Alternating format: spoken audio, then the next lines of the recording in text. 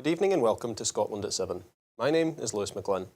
I'm joined tonight by my guest, William Duguid. How are you, William? I'm fine, thank you very much. Looking forward to it. First up tonight, our Ukraine update on day 541 of the Russian invasion. The head of NATO, Jens Stoltenberg, has said only Kiev can decide conditions for peace talks with Russia, following a row after his chief of staff suggested Ukraine could give up land as a condition of NATO membership. Stoltenberg said, "It is the Ukrainians and only the Ukrainians who can decide when there are conditions in place for negotiations, and who can decide at the negotiating table what is an acceptable solution." The United States has approved sending F-16 fighter jets to Ukraine from Denmark and the Netherlands as soon as pilot training is completed, a US official has said. Kiev has actively sought the US-made F-16 fighter jets to help it counter Russian air superiority. Washington gave Denmark and the Netherlands official assurances that the US would expedite approval of transfer requests for F-16s to go to Ukraine when the pilots were trained. In July, Denmark's acting defence minister, Troels Poulsen, said that the country hoped to see results from the training in early 2024. The US has imposed sanctions on 4 Russians accused of being involved in the 2020 poisoning of the now jailed Russian opposition leader Alexei Navalny. The US Treasury Department said the 4 were linked to Russia's Federal Security Service and included 2 it said were among the main reported perpetrators of Navalny's poisoning. The Washington Post has reported that Russia is making steady progress towards its goal of mass-producing Shahed 136 drones that can travel more than 1,000 miles and target Ukrainian cities. Moscow is working on its own version of the Shahed 136, despite delays and sanctions that impact components needed from other countries.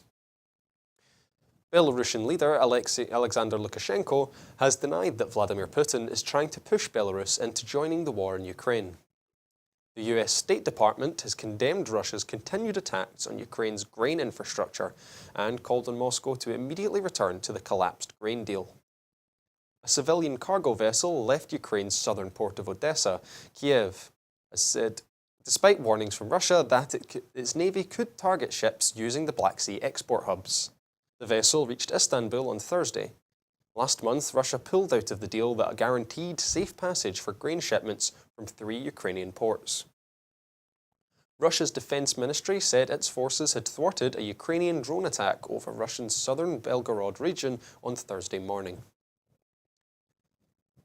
Our top story tonight. A neonatal nurse has been found guilty of murdering 7 babies and attempting to kill 6 more, making her the worst child serial killer in modern British history.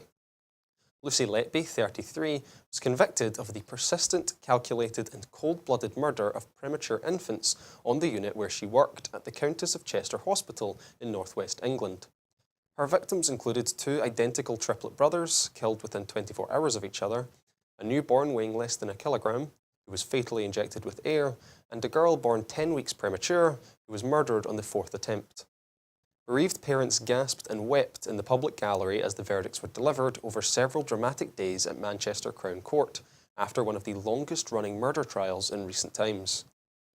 The nurse, who was in her mid-20s when she carried out the attacks, is expected to become only the 3rd woman alive in the UK to be handed a whole life term, meaning she will never be released from prison. The trial heard how Letby murdered newborns by injecting air into their bodies, in some cases shattering their diaphragms, or in one case by pushing a tube down an infant's throat. She tried to kill 2 babies by lacing their feeding bags with insulin on the Countess of Chester's neonatal unit between June of 2015 and June of 2016. She was finally reported to the police in 2017 and arrested in 2018. The verdicts were delivered over several days but can only now be reported following the end of jury deliberations, lasting more than 100 hours across 20 days and more than 4 weeks. Letby consistently denied the charges, telling jurors she was devastated by the allegations, and "I only ever did my best to care for them. I'm here to help and care, not to harm." But after a trial lasting 10 months, the jury of 7 women and 4 men decided that she was guilty of attacks and that the prosecution described as persistent, calculated and cold-blooded. Neonatologists have been examining the records of more than 4,000 infants born at the Liverpool Women's Hospital and the Countess of Chester, the two hospitals where Letby worked between 2012 and 2016, on behalf of the police. Any cases deemed suspicious are then being passed to Operation Hummingbird for further investigation. Launched in May 2017, the investigation is expected to continue for years and may result in further trials. It is understood the details of about 30 babies at the Countess of Chester Hospital were passed to the police initially. Police have not disclosed the current number of suspicious cases under investigation, but detectives have launched an Operation Hummingbird contact hub for parents if they have concerns about what happened to their babies. In total, Letby was found guilty of 7 counts of murder and 7 counts of attempted murder. The attempted murders relate to 6 babies, as multiple counts apply to some of the infants. She is expected to be handed a whole life term when she is sentenced on Monday. William, this is just a horrifying story, really.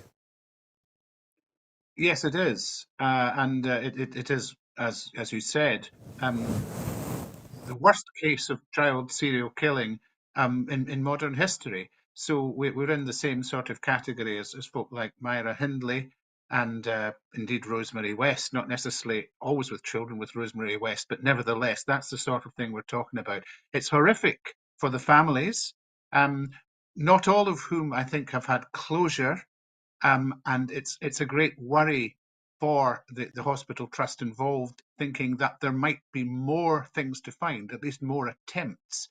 At least one of the children I read, who she failed to murder, is exceptionally disabled, very possibly as a result of interference. So it really is a terrible, terrible story. And the question is, how could it have been prevented? Could it have been prevented?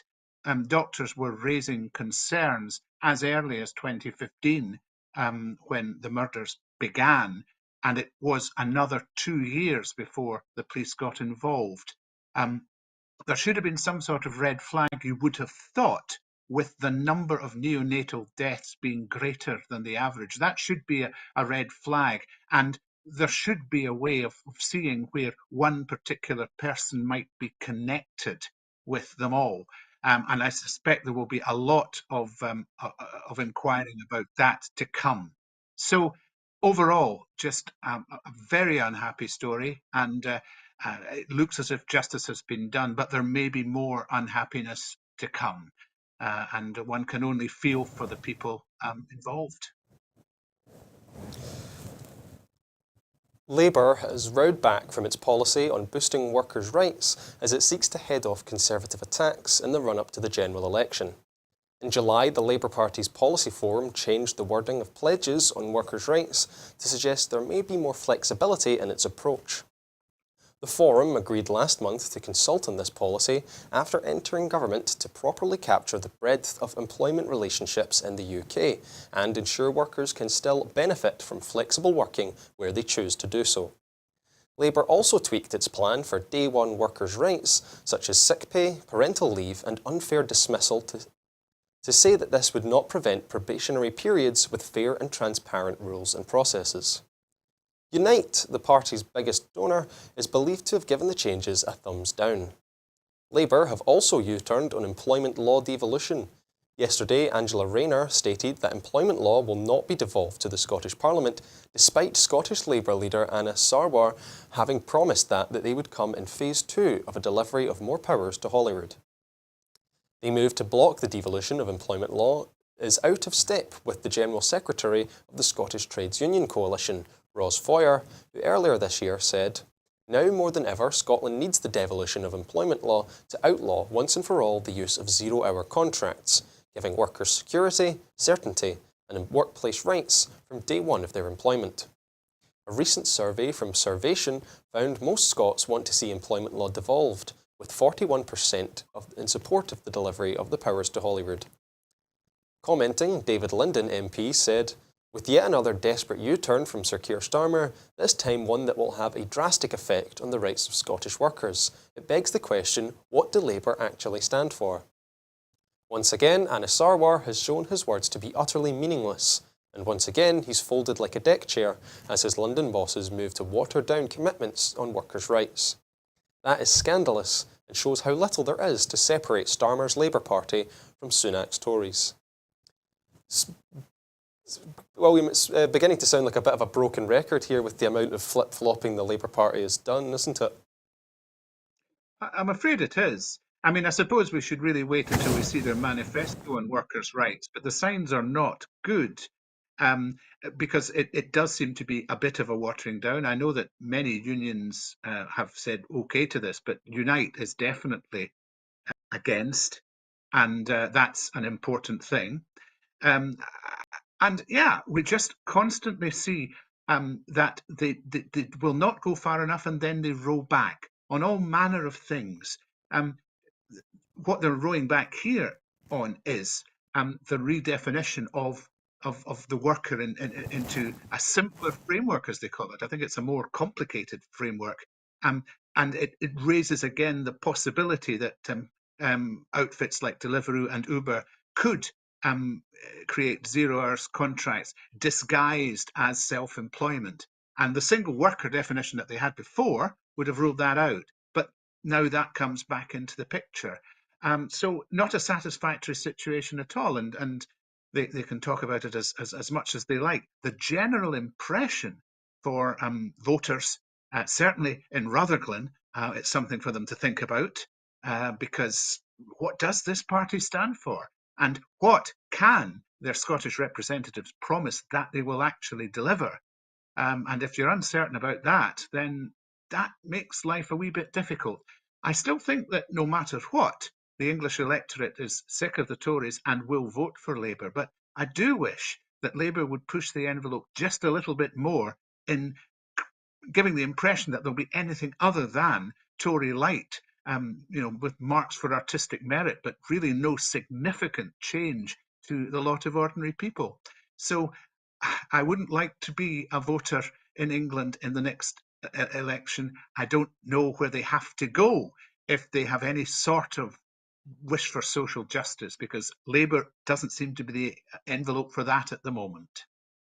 As both yourself and David Linden said, wondering what Labour stands for is becoming an increasing concern, I think, to many, because with all this being said, how can we trust them on anything at this point? With all the backtracking they've done, whatever future election promises they make are now going to have to be taken with, well, do you really mean that? Or is this another promise that you're inevitably going to turn back on?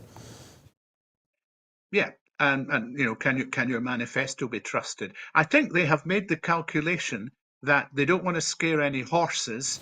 They're trying to move into the right-wing space that has actually been vacated by the Tories, who've moved way out to the extremes. And they think that this will get them elected. The problem is that they'll want to be elected the next time, so they still won't want to scare any horses. And we are stuck with so much that has been wrecked over the last 13 years by the Tory government, and absolutely no indication that Labour have any genuine desire to change it. They say, oh, we will change it when the time is right. When will the time be right? And what damage will have been done to ordinary people in the interim? So, yeah, a big electoral challenge coming up for Labour. I'll be very interested to see what happens in Rutherglen, particularly when that happens. But looking forward to the next election, the outcome of that, I think, will be Labour win, but it is far from certain. Thank you, William. Speaking at an event at the Edinburgh International Book Festival, former Scottish Labour leader Kezia Dugdale has said her position on Scottish independence has moved, and she can no longer argue for staying in the UK with the same strength she did in the run-up to the 2014 referendum. Miss Dugdale said she felt Scots would eventually get a second vote in the future of their country's place in the UK, but did not believe a referendum would take place within the next decade. When asked how she would vote if there was another ballot on independence, Kezia Dugdale said she would decide at the time.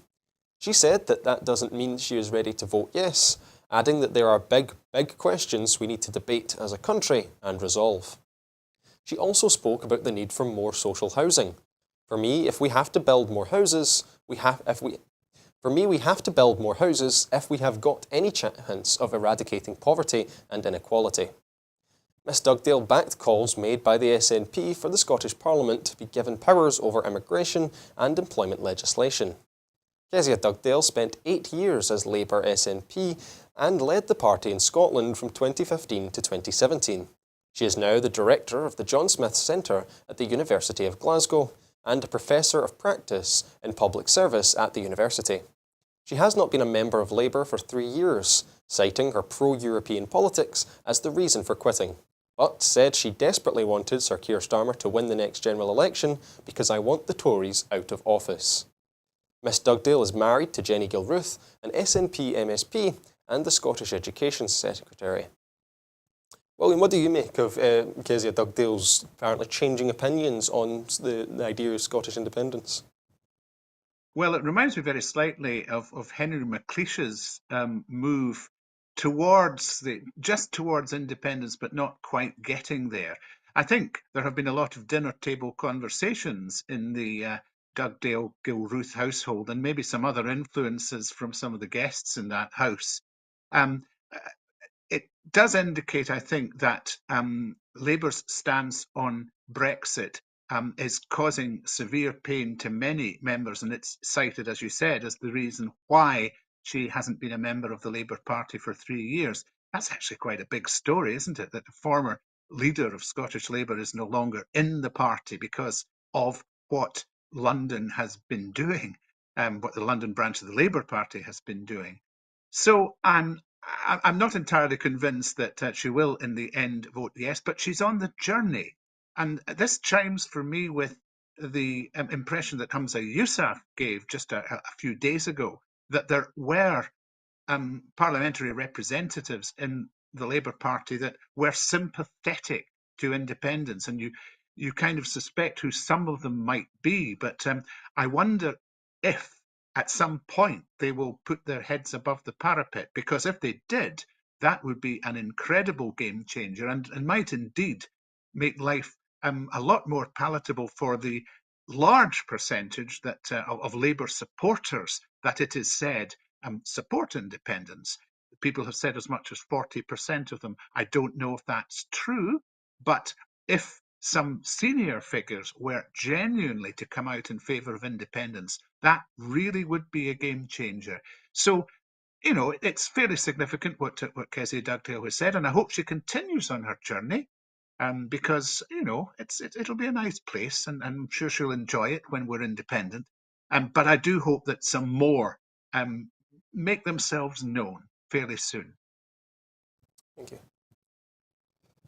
The typical gas and electricity bill will fall to an average of £1,823 a year from October after the regulator Ofgem announces its energy price cap next week, a leading forecaster has predicted.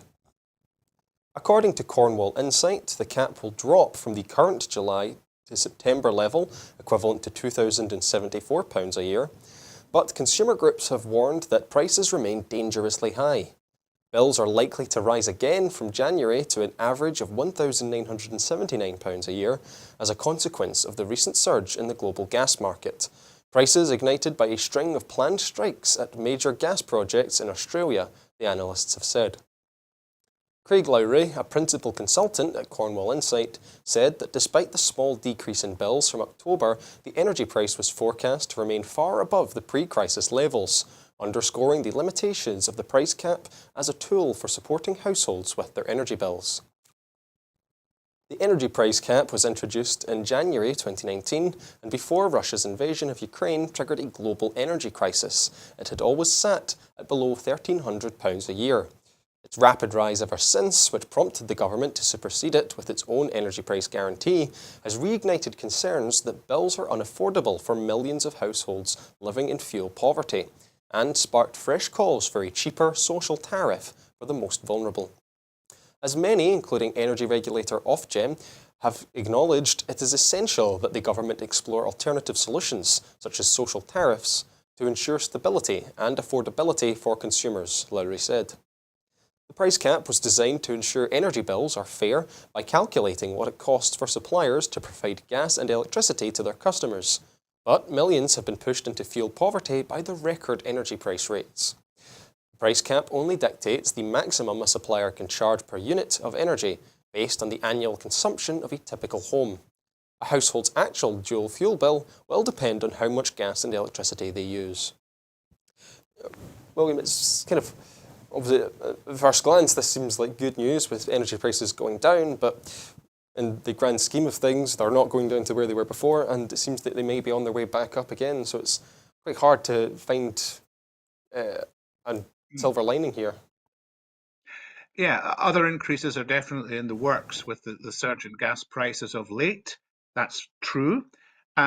Also, yes, this is a fall to 18.23 per annum for the 3-month period from October to January before it goes up.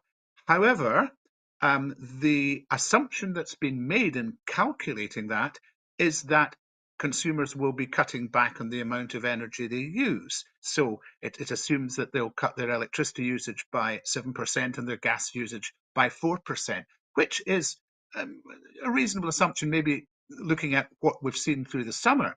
But I have the feeling that last winter was a wee bit on the mild side. And what if the coming winter is not quite as mild? You can't necessarily assume that the drops in usage will stay in place. Or if they do come in, it's going to be because people simply cannot afford to turn the electricity and the heating on and are sitting shivering. Prices are simply far too high, dangerously high, as you said. And what we really should be looking at is a recalibration of the entire energy market so that calculation of the electricity price is not based on the gas price, but on the method by which the electricity was produced. So renewables obviously would be incredibly cheap, and there would be a great incentive to move very quickly to renewables in a way we really need to do in any case. And that would make life a lot better for people. The other thing I would mention is that although the price cap has come down, standing charges are going up. We noticed with our Perth and Kinross hub, for example, despite the fact that, generally speaking, the electricity costs were very slightly down, the standing charge puts it straight back up again and means we'll be paying the same for the next year as we have for the year just past. So something needs to be done about that, particularly in Scotland, where energy is produced cheaply, and yet we have the highest standing charges of all in the UK. So to my mind, it remains a broken market, and individuals are being forced to put up with the consequences of that.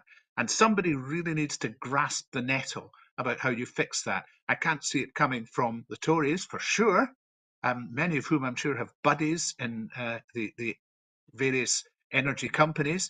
But again, I don't see it coming from Labour either for reasons we've just rehearsed. It's a grim outlook, and it's going to be a long time, I think, before the imbalance in the economy that's been created by all this settles down. It's also interesting to note that during this global energy crisis and the introduction of these price caps, that many energy suppliers still ended up reporting record-breaking profits. So it seems that there is still plenty of money being made, despite the fact that many people are struggling to just heat their homes. Yes, there's a windfall, and you know what we need to do to windfalls? We need to tax windfall profits that have been earned because of these big price movements, and we need to put that money into protecting ordinary consumers who are being hit from all sides at the moment. And not only is that iniquitous and it's very, very bad for those individuals, it has a knock-on effect on the entire economy, because if you remove spending power from individuals, particularly if the government doesn't seem to spend all that much to put into the economy, then you end up with a recession, and that still is a big possibility. So lots of hard thinking needs to happen, and I remain my typical pessimistic self about whether that will happen. Thank you, William. The SNP has criticised Scottish Conservative leader Douglas Ross after he said that junior doctors in England haven't reached a pay deal because they don't like the UK Conservative government. The Scottish Tory leader was asked why a pay deal was over the line in Scotland but not England, to which he replied it was because junior doctors in England do not like the UK government. The BMA responded to Douglas Ross's claim, stating that at no stage has the government offered junior doctors in England the deal accepted by our members in Scotland. This week, in sharp contrast to the current stalemate south of the border, BMA Scotland members accepted the Scottish Government's offer of a 12.4% wage rise for 2023 to 2024, and inflation-linked increases until at least 2026 to 2027. The deal ensured Scotland remains the only NHS in the UK with no strikes. Emma Harper, MSP, who is also a registered nurse, said, Douglas Ross must urgently retract his shameful political interjection which disgracefully tars hard-working junior doctors and their representatives who are seeking fair pay. As the Tory-made cost of living crisis deepens, public sector workers are looking to governments for support. The UK government's dire failure to engage with unions in England couldn't be contrasted further with the Scottish government's approach. In Scotland, a fair pay settlement has been reached by government and unions working together rather than demonising NHS staff. William, what do you make of Douglas Ross's latest statement here? That's a very cack-handed statement. It's perfectly possible, actually, that junior doctors do not like the Conservatives. I would not particularly blame somebody for not liking the Conservatives, but it's an insult to their professionalism to say that they would reject a pay offer simply because of their beliefs that the Conservatives are inherently evil. And it also kind of implies that junior doctors in Scotland do like the Conservatives, which is a strange thing. I don't see any reason to believe that more than anything else. I'm looking at the two pay deals, the one that's been offered in England and the one that's been accepted in Scotland. They seem to be absolutely nothing like each other. One is an above inflation rise, and this is the Scottish one, and of course has an inflation match built in for the next 3 years at least. The other may in certain cases be a big percentage rise because there's a 1,250 cash element that goes to everybody on top of the 6% that's been offered. But to try and claim that they're anything like the same, I mean, even optimistic views of the English offer are suggesting it's an average of 8.8%, nowhere near the Scottish one. It's just, Douglas Ross is talking nonsense, and he's trying to politicize things in a very, very grotesque way. So, yeah, not a good look. And I think it's right that he's being slammed. And maybe he considers himself a wee bit more likeable in Scotland, but I have to tell you, I'm not sure that's borne out by the facts either. I've only seen him once, and that was, sorry, anecdote time. That was at Forest Mechanics versus Stenhousemuir in 2016 in the Scottish Cup when he was running the line. And I'm fairly sure that the crowd's attitude to him on that day did not denote likability. So maybe Douglas Ross needs to look at himself a wee bit as well. It's quite the absurd statement when you really stop and think about it, to the point where it seems almost willfully ignorant when you, like, as pointed out, the junior doctors in England haven't been offered a competitive deal, and to put any of this on them when the English government have not really made much of an effort at all to meet them on their demands and really provide any kind of semblance of a fair deal. Yeah, the best that can be said of it is that it's a smokescreen for the very obvious point that there have been strikes in England in the NHS, and there have not been strikes in Scotland because the Scottish government has engaged and has gone along with the unions. They've reached settlement together without the need for any industrial action, however much the BBC prayed for it, at least in at least one news broadcast. It didn't happen. And that is, in the current financial circumstances, bearing in mind the constraints the Scottish government is working under, that is a tremendous achievement to avoid strikes. So I think maybe a smokescreen, but certainly not a very clever thing to be saying, and not something that really shows Douglas Ross in a very good light at all. Thank you, William. Law enforcement officials in Georgia say they are investigating threats targeting members of the grand jury that indicted former President Donald Trump and 18 of his allies after private information about jurors was published online. On Thursday, the Fulton County Sheriff's Office announced that it was aware that personal information of members of the Fulton County grand jury is being shared on various platforms. On Monday, the Fulton County grand jury returned a 41-count indictment charging Trump and others with illegally conspiring to overturn his 2020 election loss in Georgia. According to reports, several users on Trump's right-wing social media platform, Truth Social, posted the names of the jurors, with one user writing, "Someone needs to look into all these grand jurors. I can guarantee that every one of them has a big fat D by their name."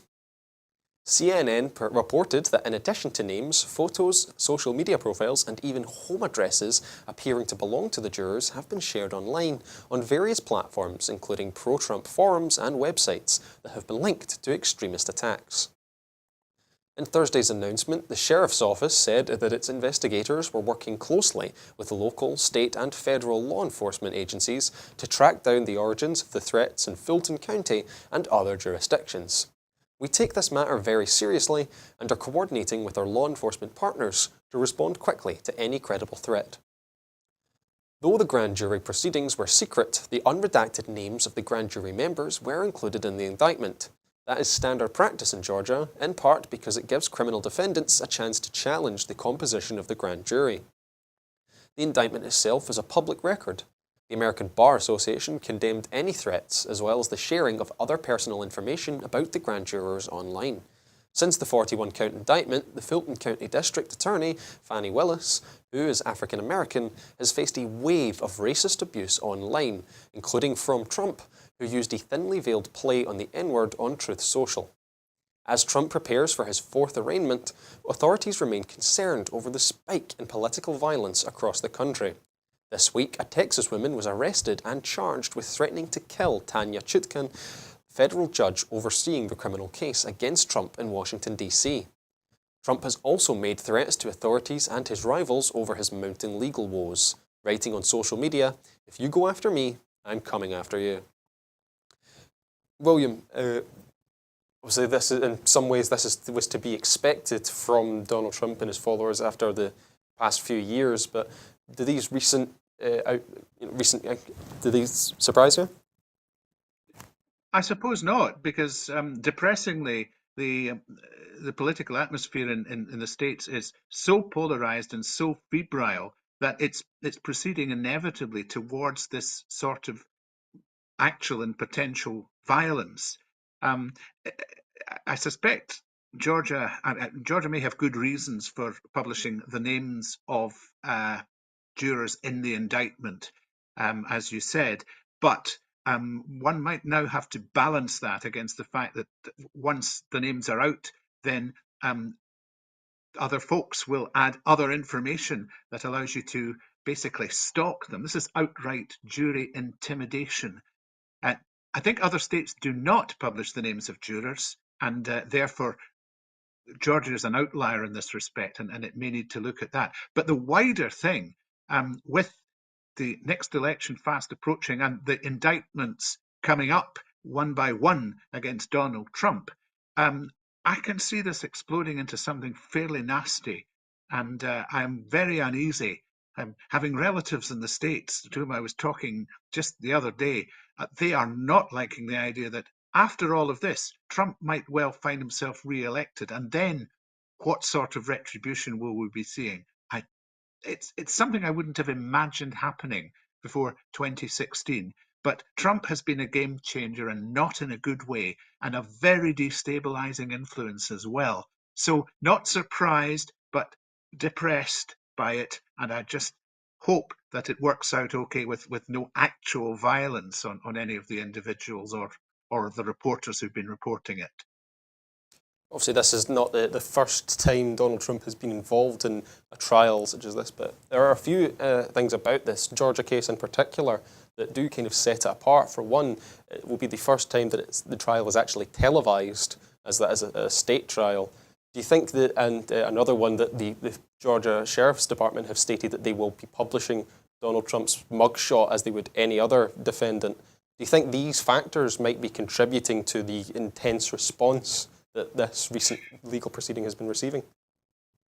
I suspect it would have happened anyway, but they certainly perhaps won't be helping. But then again, why should Donald Trump be treated separately or differently from anybody else if he's facing a genuine indictment? He will say, of course, and he might love the televised aspect of it by giving him a voice, but he will say that it's all a political witch hunt.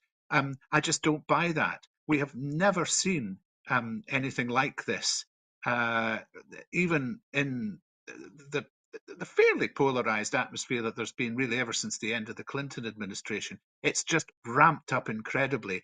And now we've got to the stage of jury intimidation and possibly worse. Donald Trump will have his various days in court, and maybe they will be televised, and maybe he'll enjoy that. But what goes beyond that is what worries me, because although he may not now, because of the nature of the charges he's facing, in some cases, be able to pardon himself if he's elected president, there's nothing actually to stop him being elected president, even as far as we've gone. And that is a great worry. And, what does that actually say about the stability of the much amended US Constitution? Thank you, William. The US Justice Department is seeking 33 years in prison for Enrique Tarrio, the former Proud Boys leader convicted of seditious conspiracy in one of the most serious cases to emerge from the attack on the US Capitol, according to court documents. The sentence, if imposed, would be by far the longest punishment that has been handed down in the massive prosecution of the riot on January 6, 2021. Oath Keepers founder Stuart Rhodes, who was convicted of seditious conspiracy in a separate case, has received the longest sentence to date of 18 years. Tarrio, who once served as national chairman of the far-right extremist group, and 3 lieutenants were convicted by a Washington, D.C. jury in May of conspiring to block the transfer of presidential power in the hopes of keeping Donald Trump in the White House after the Republican president lost the 2020 election. Tarrio, who was not at the Capitol riot itself, was a top target of what has become the largest Justice Department investigation in American history.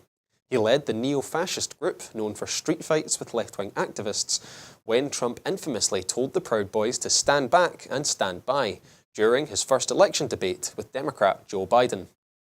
During the trial, prosecutors argued that the Proud Boys viewed themselves as foot soldiers fighting for Trump as the Republicans spread lies that the Democrats stole the election from him and were prepared to go to war to keep their preferred leader in power. They unleashed a force on the Capitol that was calculated to exert their political will on elected officials by force and to undo the results of a democratic election. Prosecutors wrote in their filing on Thursday, "The foot soldiers of the right aim to keep their leader in power. They failed. They are not heroes, they are criminals." Prosecutors are also asking for a 33-year sentence for one of Tarrio's co-defendants, Joseph Biggs of Ormond Beach, Florida, a self-described Proud Boys organizer.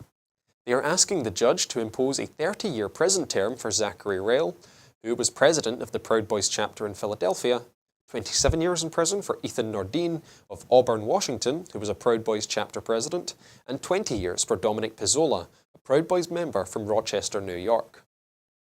Defense attorneys had argued that there was no conspiracy and no plan to attack the Capitol. Well, carrying on further Donald Trump-related stories, what do you make of these related charges? Well, what's interesting for me here, I think it's interesting they're going for the exemplary sentences. Whether they'll get as much as 33 years, I don't know, because the previous highest being 18 years was taken down from 25, which the prosecution wanted. But aside from that, is actually the manner of the defense that these guys are putting up, that the Proud Boys are just some sort of vaguely disorganized drinking club that spontaneously, because it wasn't planned, of course, spontaneously went to the Capitol and wreaked all sorts of potential havoc. Could have been a lot worse. And my God, if it had been, where would we be now? But it's the fact that they almost see themselves, portraying themselves rather, as being led astray by Trump's own rhetoric. And they're almost blaming Trump for leading them into what they did. That appears to be the manner of their defense. And if that's in any way allowed to stick, then you would expect, despite what I said before, Trump may be in really serious trouble with any further indictments that come and with the indictments already in place. So it's all a mess because whatever happens, I'm seeing the potential for individuals to become portrayed as martyrs. Maybe Trump himself as a martyr of sorts, but certainly the Proud Boys guys will be seen as martyrs. And that doesn't help the febrile atmosphere. I honestly don't know what will help the febrile atmosphere now. But something has got to intervene, and there's got to be sense somewhere before things just get into a repetitive, ugly way of conducting the business of the nation for goodness knows how long. It does seem that their defence has quite the task ahead of them if their main argument is that there was no conspiracy and no plan, when we have known for a good long time now that there is group chats organising the trips, there was buses arranged and booked to transport people to the capital. It seems like that is paper thin at best, if that's the defence that they're Yeah, going with. issue paper thin, I would have said, yes. And it didn't look like a disorganized drinking club when they got into the capital. It looked like a very frightening thing, and they knew who they were looking for. I mean, they could have basically killed Mike Pence, which would not have been, that would have been one of the real black marks in American history. So, yeah, the defense does have its work cut out, and I don't think they will be successful in that. But it's interesting in a sense, and maybe I don't know quite what it says, but the fact that they are blaming Trump for, if you like, spontaneously organizing them may or may not be significant. Thank you, William. A new paper from the Bottom Line sets out how the latest government expenditure and Revenue Scotland figures provide stark evidence of the consequences of the mismanagement of the Scottish economy by the UK government. The report finds that two-thirds of Scotland's current account deficit in 2022 to 23 was due to two factors caused by poor UK economic management. The cost of living support that was necessary due to inflation in the UK that was higher than other advanced economies, and the significant increase in the cost of servicing public sector debt. The combined impact of these was £8.9 billion in 2022 to 23. These are attributed to UK policy mistakes, including Brexit and its impact on inflation, greater exposure to global oil and gas prices than other countries, and the decision to index link a much higher proportion of government debt than any other country, increasing the exposure of UK public finances to inflation. The report says that if the Scottish current account deficit for 2022 to 23 were revised to remove these two examples of UK economic mismanagement, it would fall from 6.4% of GDP to 2.2%, well below the UK current account deficit and well within the 3% that is generally regarded as sustainable. The GERS report also highlights the substantial contribution of oil and gas revenues to Scotland's public finances and the economic opportunity that presents for Scotland. If the profits generated by the energy sector are invested in the energy transition, it would generate many employment opportunities, for example in offshore wind farm construction, and provide a basis for increasing the competitiveness of the Scottish economy in the long-term and sustainable public finances. The Bottom Line is an initiative that aims to invigorate and elevate the debate on the economics of Scottish independence. It was launched in August 2022 by three economists and policy specialists, Graham Blackett, Roger Mullen and David Simpson, who wish to bring economic expertise to the Scottish independence debate. William, what do you make of these new figures by the Bottom Line here? I think they're ingeniously put together, and they have a lot of validity to say that the deficit attributed to Scotland is overstated. However,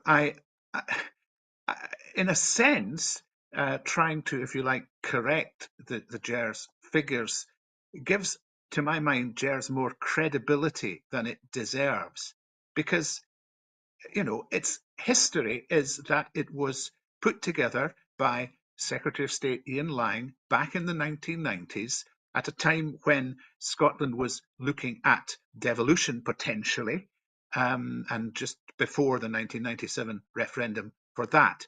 to basically make Scotland's economy look worse than it actually was. That was pretty well. It was the idea of putting, if devolution was going to happen, let's put independence to bed by making Scotland look bad. And that it has succeeded in the eyes of certainly many mainstream broadcasters in doing. But the thing we always have to remember about GERS is that the deficit in it is entirely notional. The Scottish Government cannot run a deficit. Or if it does, it's a very limited one because the amount they can borrow is itself limited, even if it's been increased of late. So it's a notional deficit. So immediately to talk about the deficit, you're putting a slant on it. That's the first thing. So trying to improve the deficit, to my mind, is irrelevant. The Scottish Government's budget is balanced.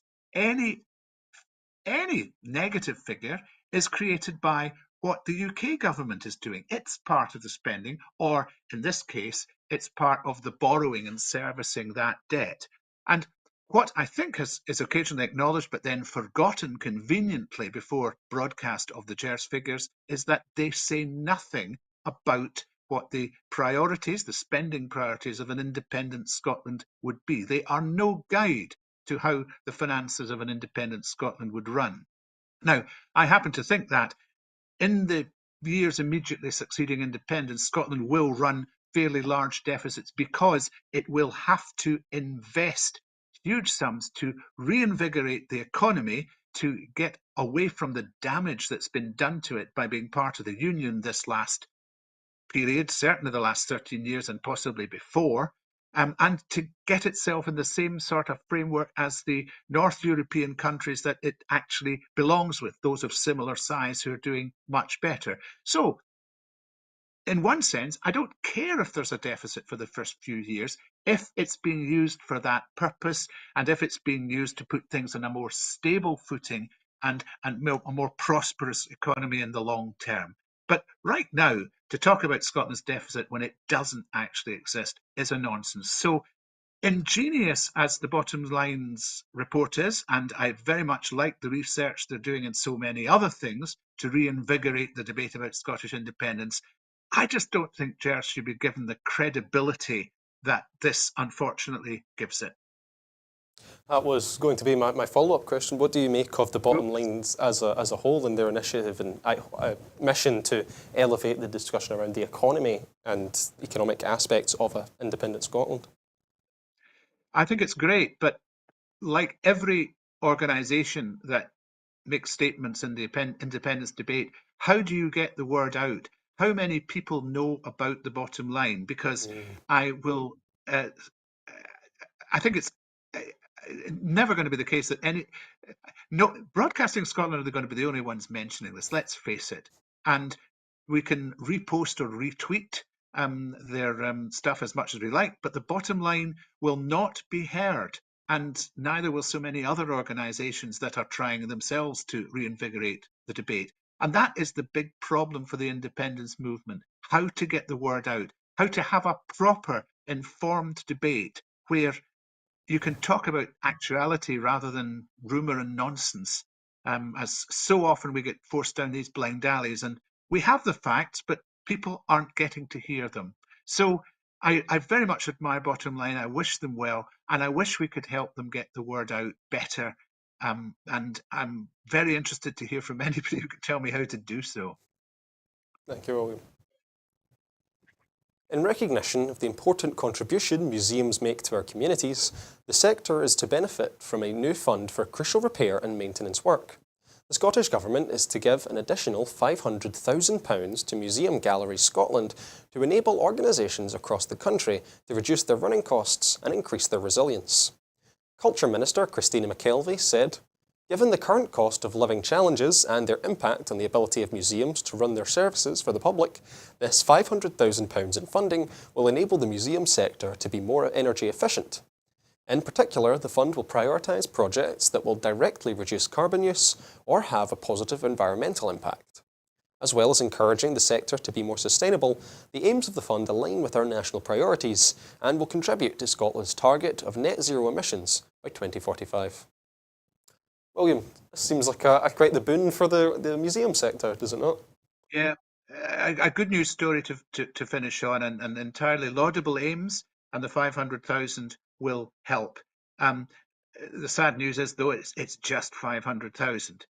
I think the museum sector could probably do with a lot more, but under the current financial framework, the straitjacket, if you wish to call it that, there can't be any more. But 500k, if it's used effectively to reduce running costs and to increase the tackling of climate change with a view to getting towards net zero, it could be the catalyst for more ingenuity to do that. I just wish we didn't have to do things by sort of narrow ways, and that we could actually operate like a normal economy and do this properly. But a good news story, very happy with it.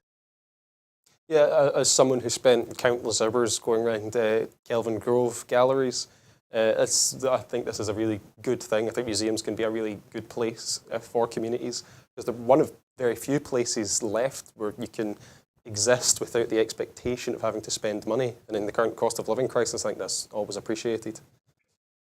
Very true, and museums will be important to Perth for sure. My local patch, with the Stone of Destiny coming into the new museum that used to be the City Hall in 2024. And the existing galleries and museums are well worth a look as well. So yeah, it's an important part. Cultural life is an important part of life, and certainly being able to enjoy these things at no cost really contributes to the value of society big time. And yeah, we should be doing as much of that as we possibly can. Well, I'm afraid that's about all we have time for tonight. Before I go, I'd like to thank you once again, William, for joining me here. Thank you, Lewis. It's been a pleasure as ever. Before I go, I just want to remind you that here at Broadcasting Scotland, we depend on the generosity of our supporters. So, to everyone who has donated, and to everyone who has signed up to make a regular monthly payment, thank you very much. Our programmes will always be free to view. However, if you can afford £5 a month, please consider becoming a Broadcasting Scotland supporter. Right now, we have a pressing need to raise £30,000 to pay our bills and ensure that we are able to continue making programmes. We have now raised nearly £11,700, but we desperately need to raise the remaining £18,300 urgently. Good night, and thank you for watching.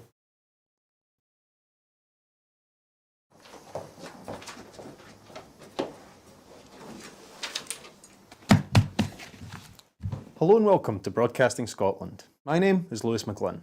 Hello and welcome to Broadcasting Scotland. My name is Saoirse Healy. Hello and welcome to Broadcasting Scotland. My name is Donald C. Stewart.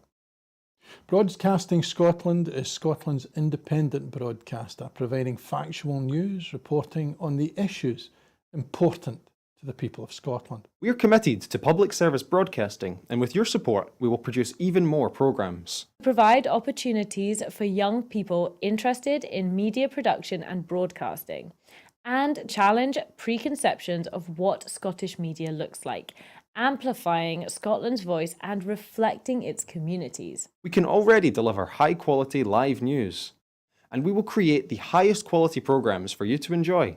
But we can only do that with your support. So please subscribe to and share our channel or donate to Broadcasting Scotland via the link in the description. Thank you. Thank you. Thank you.